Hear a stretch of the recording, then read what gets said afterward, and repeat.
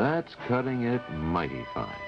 But it does show that with present equipment, you do have the capability to escape successfully from some pretty hairy situation, if you play it right. The margin can be awfully tight. In this case, the pilot made it.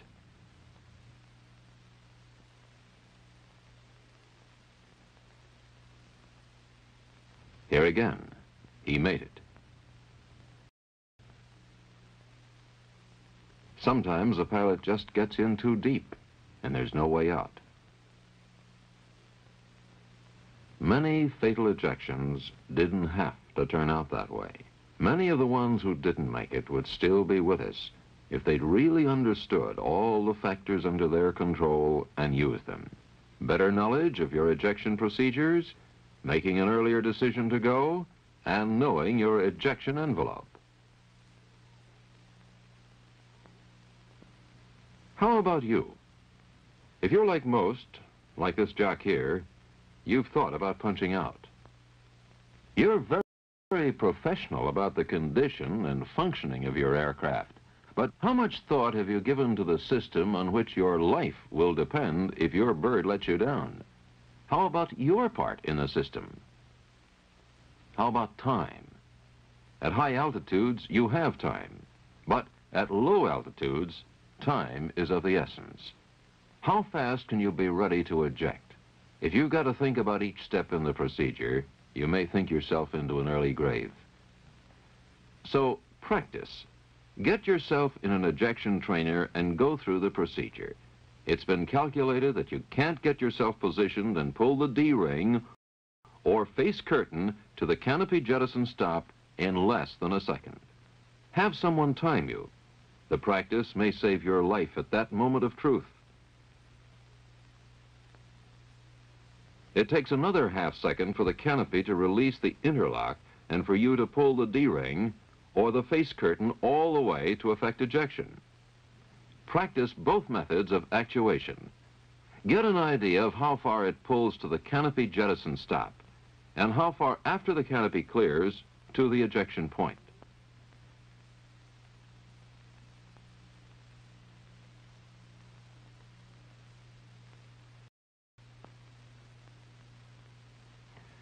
Practice keeping your back straight and your head back in the headrest.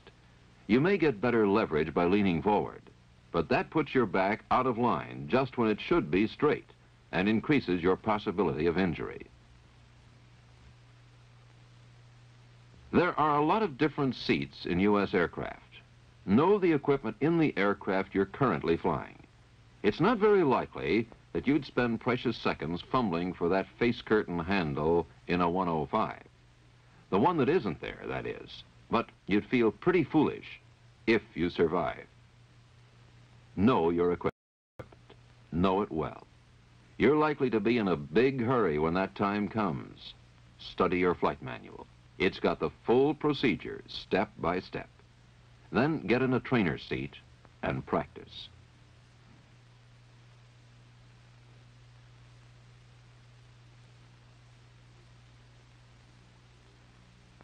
Once you've ejected, you can still keep your chances through cool actions.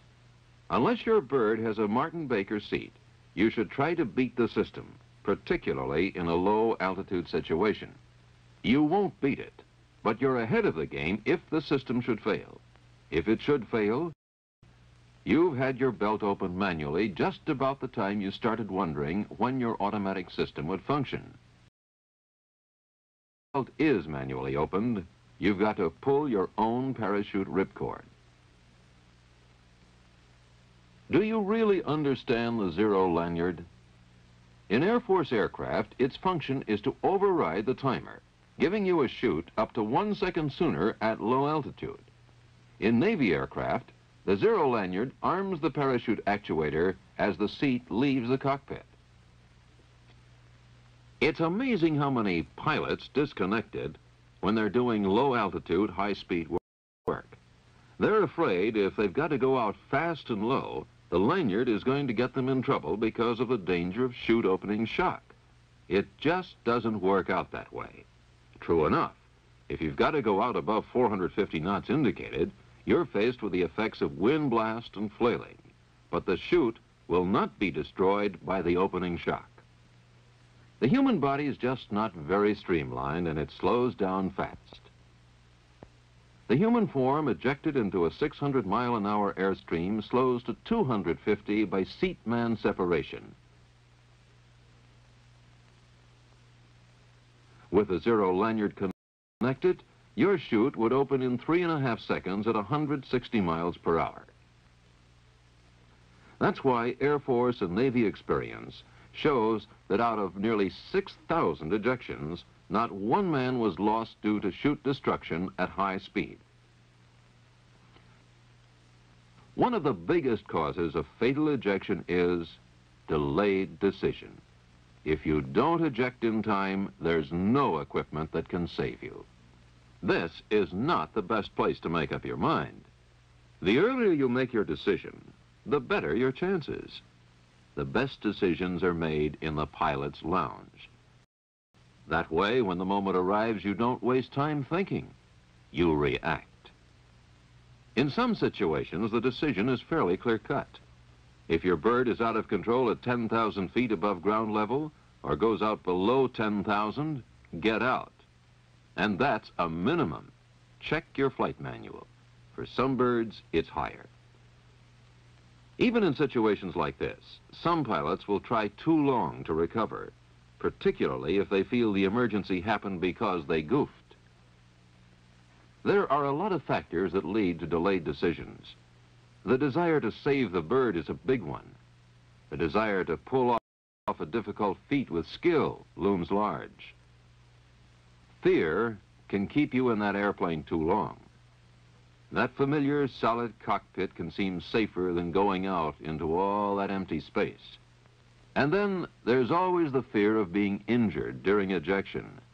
If you do everything right, the danger is minimized, but the apprehension is there. These aren't good reasons for delaying ejection, but they are good reasons for thinking hard about when you'll eject before the emergency happens. Then you're in the position of making the clean, positive decision that adds another successful ejection to the statistics. But the really tricky situations happen lower down. Here's where you can get sucked in. You have control, and it looks like you have the field made. Here's where things can look right for a flame-out landing at 1,000 feet. Then suddenly look very bad at 500 feet. At 500 feet, time is very short. Here's where you can yield to the fatal temptation to bring up the nose in an attempt to stretch that glide. Then you start sinking fast, and you know you can't make it. Here's where the real paradox enters the picture. Here's where too many pilots ask the impossible of ejection equipment. That ejection alternative seemed like a very unpleasant choice back upstairs. But now that things are going clearly against you, you may put too much confidence in its capability. How does that happen? It seems that each time an improved ejection system is introduced, the success rate decreases for a while. It looks as though you expect too much from the added capability. So you drive a 106 or an A7. Haven't you got a 00 seat? Haven't you got it made right down to the deck? Granted, when you see a demonstration like this, it sure looks that way. But that 00 terminology was a poor choice of words.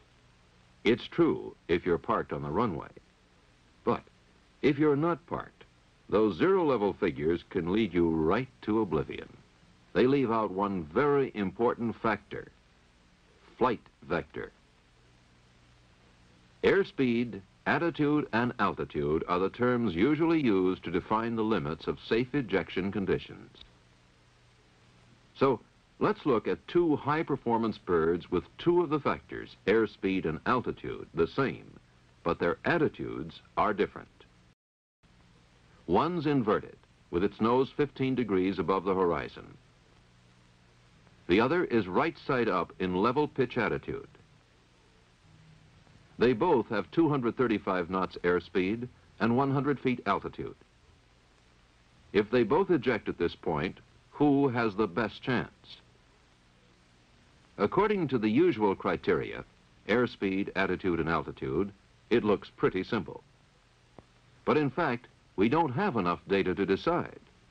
For example, if the inverted bird has full power and Mr. Right Side Up is flamed out, what looks so obvious becomes a brand new ball game.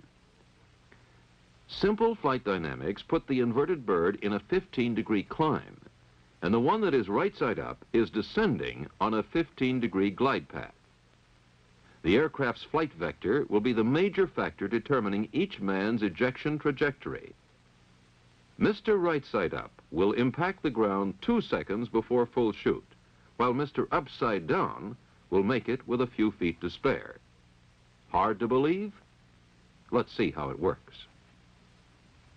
Think in terms of time. In the case of an F-4 at 200 knots, time from leaving the cockpit to full shoot is approximately 3.5 seconds. Here's how it works. At 1 second, the drogue gun fires. The drogue chute stabilizes the seat, and the main chute is deployed. The force of deployment causes seat separation. By 3.5 seconds, you have full shoot. Remember, that's for an ejection at 200 knots. But at 100 knots, it takes almost a full second longer for the airstream to deploy the chute. Seats in other aircraft vary in their sequencing. For example, with a 200-knot airspeed and the zero lanyard not connected, here is the action. It pays to know your time required to get a full shoot, which ranges around 4.5 seconds. However, for simplicity in what follows, we'll use the 3.5 second figure as the time required. Now, let's look at the other side of the coin. Time available. Time available depends on a lot of variables, but they all boil down to directions and velocities, that is, vectors. Let's look at the vectors of the ejection seat. This is one of the first variables, since there are a number of seats in use with varying boosts provided by both ballistic charges and by rockets.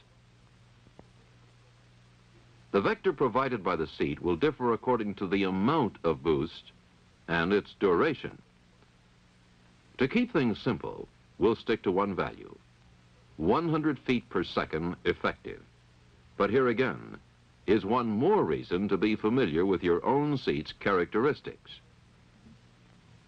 The next variable is aircraft attitude. When you're straight and level, the seat boosts you almost directly away from the ground. Any change from level attitude, either pitch or roll, reduces your upward seat vector and therefore subtracts from time available. At 45 degrees, you lose 30% of your upward vector. At 60 degrees, half of your upward vector is gone. At 90 degrees, there's no upward component left. If you're inverted, your seat boost is subtracting from time available. The vector resulting from flight path is the last and most important variable. Let's look at some examples. Using ejection altitude as your reference line and a line in the 10-degree flight path with a length proportional to its airspeed of 180 knots, which is 300 feet per second, the vertical component of its travel is 52 feet per second. The 100 feet per second vector of an ejection seat at right angles to the flight path gives us an effective upward seat component of 98 feet per second. These two upward vectors add together to give a total upward vector of 150 feet per second at time of ejection. That would result in a trajectory which would carry you about 300 feet above ejection altitude, before gravity and the deployed parachute slow your climb to zero and you begin your descent. Now, let's consider the case of an inverted aircraft with the same speed, 180 knots or 300 feet per second, in a 30-degree climb. The vertical component of flight path is 150 feet per second. Since the aircraft is inverted, the seat thrust vector of 100 feet per second has a downward component of 87 feet per second. Subtracting this downward vector from the upward vector of 150 feet per second, you still have a net upward vector of 63 feet per second.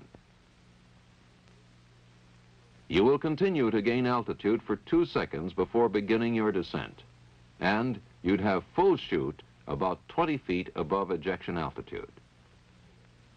The situation changes drastically with a descending flight vector. In a 30-degree dive, 240 knots airspeed, or 400 feet per second, half the airspeed is converted into descent, 200 feet per second. The ejection vector of 100 feet per second provides 87 feet per second upward to counteract this, but the net vector is still 113 feet per second downward. This man is shooting himself at the ground. The chute still takes 3.5 seconds to open, but this time that will be about 600 feet below ejection altitude. Unless he has more than 600 feet airspace, he buys the farm. With this same example, if the pilot had traded airspeed for up vector using the zoom maneuver, we'd have a very different picture. Let's say he established a 10-degree climb and went out at 120 knots. That's 200 feet per second, with an up vector of 36 feet per second. The seat boost of 100 feet per second gives an effective 98 feet per second upward seat component for a total ejection vector of 134 feet per second. This gives him an open chute at the top of his climb, about 250 feet above ejection altitude. That's a pretty good trade, airspeed for up vector. But what about altitude? Remember, raising the nose may or may not increase your ejection altitude, but it gives you better survival potential due to a more desirable seat vector. An instrumented zoom capability study on the F-8 under simulated flame-out conditions shows that a zoom maneuver started from level flight at airspeeds between 185 and 220 knots results in a net altitude gain. By contrast, zooming up from a glide results in net altitude gains at 200 and 220 knots. But because of the glide angle at 240 knots, the zoom results in a net loss of 100 feet. Let's look at the case of the net loss. With a flame-out at 240 knots at 500 feet, a maximum glide angle is established. The bird would be on the deck during roundout and would zoom back up to 400 feet as ejection speed of 130 knots was reached. The ejection vectors look like this. 130 knots or 220 feet per second in a 10-degree climb gives a vertical component of 38 feet per second. The seat vector of 100 feet per second gives an effective vertical component of 98 feet per second. Total ejection vector is 136 feet per second. It will take 4 seconds to halt your climb, at which time you will be about 250 feet above ejection level. In free fall, it would take 6.5 seconds to reach the ground from here. The zoom put you in trajectory for a total of 10.5 seconds, 2.5 times as long as if you'd gone out at 400 feet on the way down. However, using the 3.5 second chute opening time, you had full chute before you started your fall, which gives you a nice margin. To get the same margin in the gliding situation, you would have had to eject at about 1,400 feet instead of at 400 feet. Actual tests with line pilots in F-100 simulating the zoom maneuver showed they were able to convert a 35-knot excess above touchdown speed into an average peak rate of climb of 690 feet per minute. The average altitude gain was 160 feet. From this, you see that you can zoom and eject from a flameout on final down as far as flare. It should be very clear by now that in low-altitude escapes, flight path is more important than altitude or attitude, that high sink rates can cancel the boost of our most capable escape equipment, and that if you've got control of your bird, your best safety reserve is air speed. Air speed, which you can trade for an up vector when it's time to go. The zoom maneuver, zoom and boom, can give you that margin when you most need it. A good example was the opening sequence. The RO went out at 75 feet. His ejection vector gained him an additional 200 feet. The pilot went out at 250 feet, at the top of the aircraft's climb. Without up vector from the aircraft's attitude, the pilot gained only 25 feet and had full shoot at 69 feet. The equipment's got the capability to get you out safely if you make use of those factors under your control. Know your equipment and procedures, and know them well. Make your decision early so your actions will be positive and correct.